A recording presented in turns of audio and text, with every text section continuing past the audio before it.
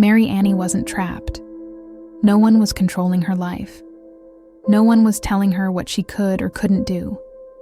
And yet, she waited. She waited for the right moment. She waited for approval. She waited for a feeling that never quite arrived. For years, she told herself she was being responsible, sensible, patient. But one quiet morning, a thought surfaced, not loudly, not dramatically, just clearly. Why do I always wait? Mary Annie was 53 years old when she realized something unsettling. There was no door to unlock, no rule to break. She wasn't waiting because she had to. She was waiting because she had learned to. Welcome to Good Stories Today, your channel for emotional and inspiring stories. Listen while you drive, work, or simply seek inspiration. Subscribe and turn on notifications so you don't miss the next videos. Chapter 1: A Responsible Life. My name is Mary Annie, and for most of my life, I was waiting. Not for something specific. Not for someone to rescue me. Just waiting. Waiting for the right moment. Waiting for permission. Waiting to feel like I had earned the right to want something for myself. I was always the responsible one, the dependable one, the one who made good choices. At least, that's what everyone told me. I grew up in a small town in North Carolina. My parents were good people, hardworking, traditional. My father worked at the furniture factory. My mother stayed home with me and my 2 younger brothers. We didn't have much, but we had enough, and we were taught early. Be grateful for what you have. Don't ask for too much. Don't make a fuss. I learned those lessons well. When I was 17, I wanted to go to college. Not just any college. I wanted to study art. I loved painting, drawing, creating. But when I brought it up to my parents, my father said, "Mary Annie, that's not practical. You need something stable, something you can rely on." My mother agreed. Art is a nice hobby, sweetheart, but it's not a career. So I went to community college and studied business administration, because that was practical, that was responsible. And I graduated, got a job at a local insurance company, worked my way up to office manager. It was fine. I was good at it. But I never loved it. When I was 26, I met Daniel. He was kind, stable, had a good job. We dated for 2 years, and then he proposed, and I said yes. Not because I was madly in love, not because I couldn't imagine life without him, but because it felt like the right thing to do. I was 28. All my friends were getting married. My parents kept asking when I was going to settle down. So I did. We got married, bought a house, had 2 kids, Emma and Jacob, and I became a mother, a wife, an office manager, all the roles I was supposed to play, and I played them well. But somewhere in the middle of all that responsibility, I disappeared. I didn't choose badly. I just rarely chose myself. Chapter 2: The Habit of Waiting. The years blurred together. Emma's soccer games, Jacob's piano recitals, PTA meetings, work deadlines, grocery shopping, laundry, dinner. My life was full. But it didn't feel full. It felt automatic. Like I was going through the motions. I kept telling myself, someday I'll take that painting class. Someday I'll read that book I've been meaning to read. Someday I'll do something just for me. But someday never came, because there was always something more urgent, something more important. Emma needed help with her science project. Jacob needed a ride to practice. Daniel needed me to organize the household finances. My boss needed me to cover someone's shift, and I said yes to all of it, because that's what I did. I said yes to everyone else, and I said later to myself. When Emma went to college, I thought, now I'll have time. But then Jacob was still home, and Daniel's mother got sick, and work got busier. When Jacob graduated and moved out, I thought, okay, now it's my turn. But then Daniel wanted to travel, and my father's health declined, and there was always something. And I kept waiting for the right time, waiting for everything to calm down, waiting for permission. But from who? I didn't know. Waiting became a habit, and habits don't feel like cages. They feel normal. Chapter 3. Where it began. It was a Tuesday morning in October. I was sitting at my kitchen table with my coffee, scrolling through my phone, and I saw a post from an old high school friend, Karen. She'd just opened her own bakery, something she'd always dreamed of doing. The photos were beautiful. She looked so happy, and I felt jealous. Not in a mean way, just envious. Because she'd done it. She'd taken the risk. She'd chosen herself. And I thought, why can't I do that? And then, quietly, the question came. Why do I always wait? I sat with that question for days. And the more I thought about it, the more I realized it wasn't about time. It wasn't about opportunity. It was about me. I'd been waiting for someone to tell me it was okay, to tell me I deserved it, to tell me I wasn't being selfish. But no one was going to tell me that, because no one knew I was waiting.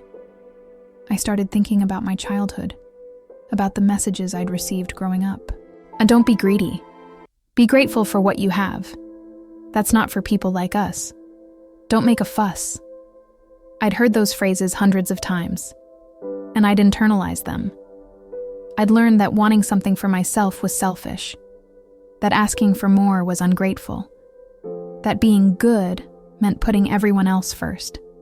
And I'd carried those beliefs into adulthood, into my marriage, into my motherhood, into my career. I hadn't been trapped by anyone else. I'd been trapped by what I'd learned to believe about myself. Chapter 4. Understanding, not blaming. I decided to talk to someone. Not because I thought I was broken, but because I was tired of feeling stuck. I found a therapist. Her name was Dr. Ellen. She was kind, non-judgmental, and she listened.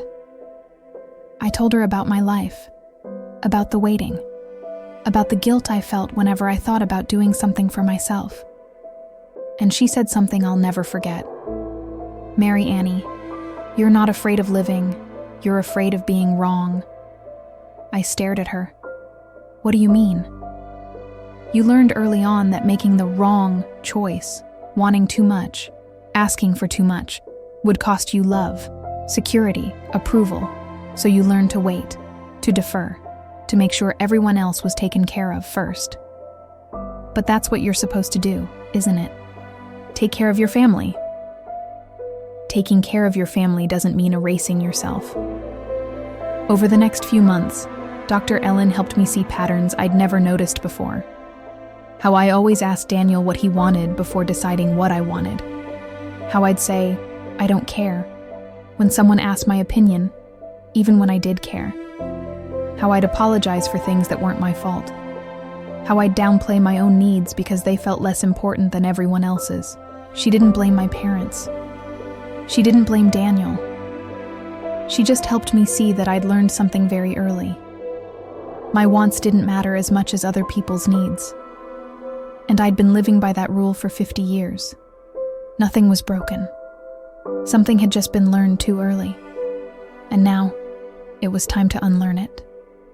Chapter 5. The Invisible Permission Slip. One afternoon, I was sitting in Dr. Ellen's office. She asked me a question. Mary Annie, if you didn't need anyone's permission, what would you do? I froze. I don't know. Think about it. If you knew no one would judge you, no one would be disappointed, no one would think you were selfish, what would you do?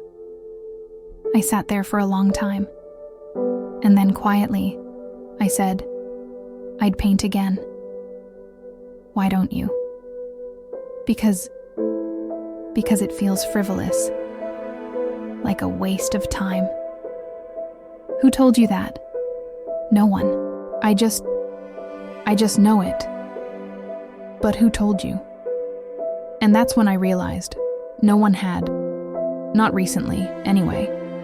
My father had said it when I was 17, and I'd believed it ever since. But he wasn't here anymore. He'd passed away 5 years ago. Daniel had never said I couldn't paint. He'd probably support it if I told him. Emma and Jacob didn't need me anymore. They were living their own lives. No one was stopping me. I'd been asking permission from people who never knew they were being asked. That realization didn't bring relief. It brought something heavier. Responsibility. Because if no one was stopping me, then I was the only one who could start. And that was terrifying. Chapter 6. Small acts of permission. I didn't change everything overnight. I started small. One Saturday, Daniel asked what I wanted to do, and instead of saying, "I don't care," I said, "I'd like to go to the art supply store." He looked surprised, but he said, "Okay, let's go." And we went. I walked through the aisles, looked at the brushes, the paints, the canvases, and I felt something I hadn't felt in years: excitement. I bought a small set of acrylic paints, a few brushes, a canvas. When I got home, I set it up in the spare bedroom, and I painted. Badly, awkwardly, like someone who hadn't painted in 30 years. But I didn't care, because I was doing it. The next week, I did something else. I said no. My coworker asked if I could cover her shift, and I said no. Not because I was being mean, but because I had plans. Plans to paint. She was surprised, but she understood. And the world didn't end. Over the next few months, I kept making small choices. I took a painting class at the community center. I joined a book club. I started going for walks in the morning, just because I wanted to.